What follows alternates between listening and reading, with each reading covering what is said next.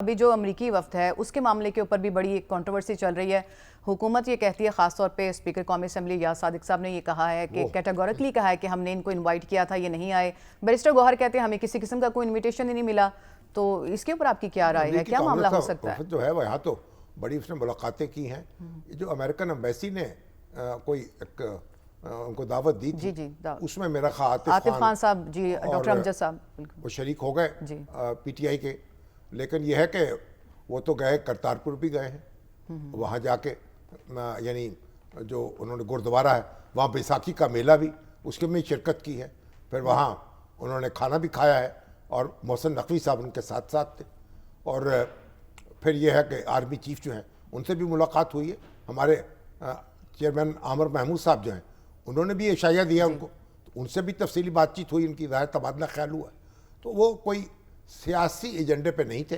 और या सादिक साहब जो हैं अब उन पर कहते हैं जी हमें अपोजिशन को नहीं बुलाया, तो या सादिक साहब कहते हैं कि हमने बुलाया था और वो आए नहीं हैं, कोई ना कोई उनको मुगालता लग गया।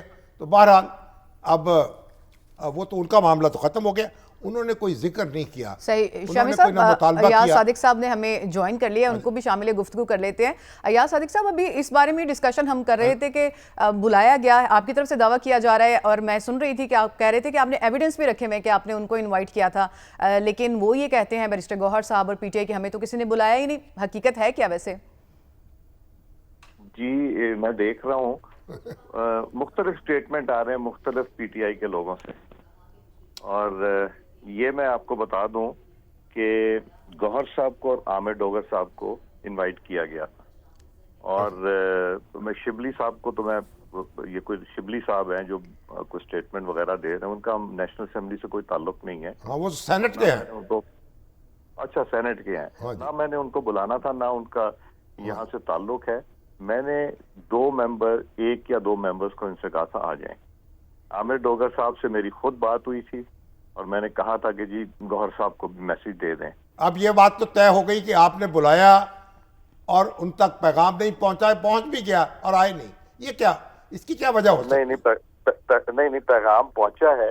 हाँ जी। प्रॉब्लम पता है, जो मेरी असेसमेंट है, मैं गलत हो सकता हूँ, उनके बिहाफ पे तो मैं नहीं कोई स्टेटमेंट दे सकता। मुझे ये प्रॉब्लम लग रहा है कि अगर वो आए तो सोशल मीडिया जो उनका है वो कहेगा कि क्यों गए, अगर वो ना आए तो दूसरा सोशल मीडिया कहेगा कि आप क्यों नहीं गए। तो वो फंसे हुए हैं बीच में। उनको ये नहीं समझ आती कि हम जाएंगे तो कितना फ्लैग होगा और ना जाएंगे तो कितना फ्लैग होगा। बहरहाल मैंने तो नेक नियति से बुलाया था और मेरी कोशिश होती जहां भी कोई डेलीगेशन आए तो उसमें ये आए। इनके वो सेक्रेटरी हैं लीडर ऑफ द ऑपोजिशन के, उनका भी मेरे स्टाफ से बात हुई है, मेरी मौजूदगी में बात हुई है, तो उनको भी ये बताया गया था। बल्कि हमें तो और भी बड़ा कुछ बताया गया था, तो हम इसी पे कन्फाइन करते हैं कि जी हुआ था, राब्ता हुआ था, इनवाइट किया था और वो नहीं तशरीफ लाए। जब आप आमतौर पे बुलाते हैं अपोजिशन के रहनुमाओं को, तो क्या इसी तरह यानी चीफ व्हिप के जरिए बुलाते हैं या कोई लिख कर भेजते हैं?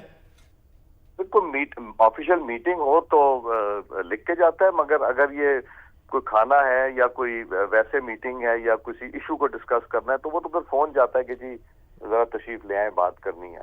तो यार जो वफद था उससे बातचीत क्या हुई? क्या कोई मुल्क के पाकिस्तान के हालात पर, कोई सियासी सूरत हाल पर भी कोई सवाल किया उन्होंने? एक तबादला ख्याल हुआ?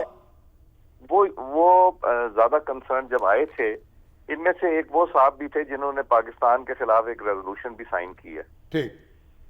और उन साहब ने भी ये कहा जो लीड कर रहे थे डेलीगेशन को कि हम अपने आप को कन्फाइन करेंगे। हम तीनों ने डिसाइड किया कि हम अपने आप को आपके इंटरनल मैटर्स में नहीं बट इश्यूज पे करेंगे। वो बेसिकली इकोनॉमी की बात करने आए थे।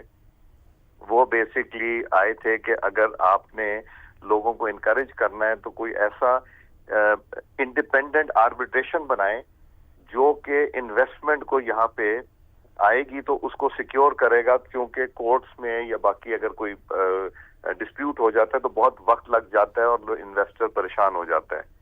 तो एक ये बात करने, बट जब उनको दहशतगर्दी की सारी सूरत हाल बताई गई, जो कुछ हो रहा है, जो वो अमेरिका के स्टॉक पाइल पड़ा हुआ है अफगानिस्तान में, जो पाकिस्तान के खिलाफ इस्तेमाल हो रहा है, और अगर हम वो खरीदने चाहें तो एम्बार्गोज लगे होते हैं तो पाकिस्तान तो खरीद नहीं सकता। वो जब बातें की तो उन्होंने कहा कि जी हम अभी ब्रीफिंग जो लेके GHQ से भी आए हैं, जो आपने भी बातें की हैं, हमें उससे ये लगा है कि ये इशू जो दहशतगर्दी का, ये सिर्फ आपका इशू नहीं है, बहुत बड़ा इशू है और इसको पूरी दुनिया को मिलकर कलेक्टिवली इसको हल करना पड़ेगा और इसको टैकल करना पड़ेगा, नहीं तो ये दहशतगर्दी फैल जाएगी। सही।